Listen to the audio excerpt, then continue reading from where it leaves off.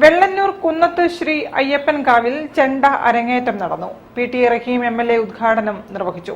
11 കലാകാരന്മാർ അരങ്ങേറ്റം കുറിച്ചു.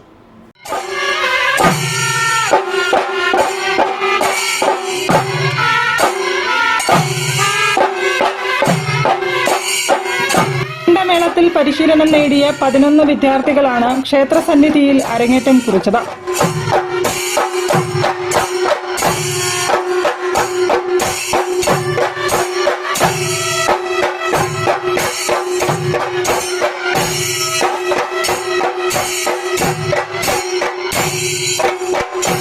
ചടങ്ങിൽ പ്രഥമ വാദ്യകലാ പുരസ്കാരം PT റഹീം MLAയിൽ നിന്നും വിഷ്ണു ഒഡുംബ്ര ഏറ്റുവാങ്ങി.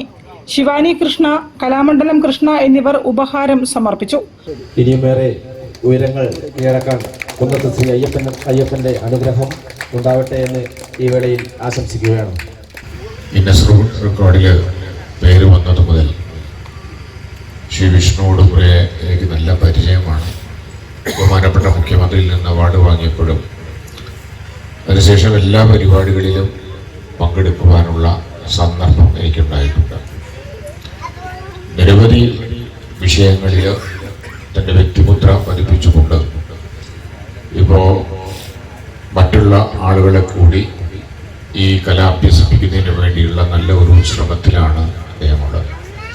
കോഴിക്കോട് ടൗൺ ഹാളിൽ വെച്ച് അരങ്ങേറിയ ആ കലാപ്രതിഭ ഇന്ന് എല്ലായിടങ്ങളിലേക്കും വ്യാപിച്ചുകൊണ്ട് യുവതലമുറയെ കൂടി ഈ കല അഭ്യസിപ്പിച്ചുകൊണ്ടിരിക്കുന്നു എന്നുള്ളത് സന്തോഷകരമായ ഒരു കാര്യമാണ്.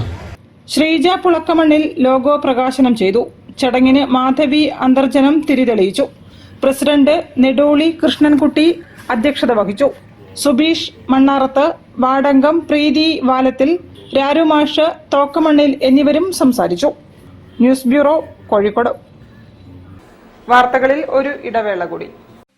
ക്യാൻസറിനെതിരെ പൊരുതാനായി കാലിക്കറ്റ് സിറ്റി സർവീസ് സഹകരണ ബാങ്കും MVR ക്യാൻസർ സെന്ററും സംയുക്തമായി അവതരിപ്പിക്കുന്ന ക്യാൻസർ ചികിത്സാ സഹായ പദ്ധതിയാണ് മാസ് കെയർ.